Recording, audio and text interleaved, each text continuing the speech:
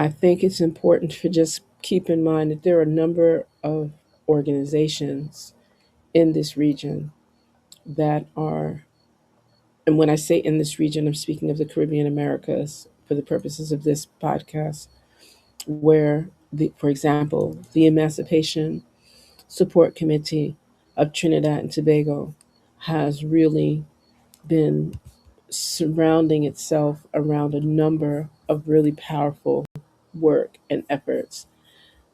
around various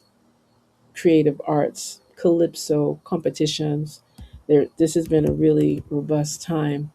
for them. And I think it's important, if you're not familiar, I encourage persons to go to emancipationtt.com, just emancipationtt.com. And that way you can find out a little bit more about the Emancipation Support Committee of Trinidad and Tobago and some of the work that they do around, whether it's linked to their Pan African festivals and various commemorations, whether it's around their lecture series that always support African consciousness, whether it's around the reparatory justice and reparations efforts and works that they've been instrumental to, whether it is linked to the observances of the second international decade for people of African descent through the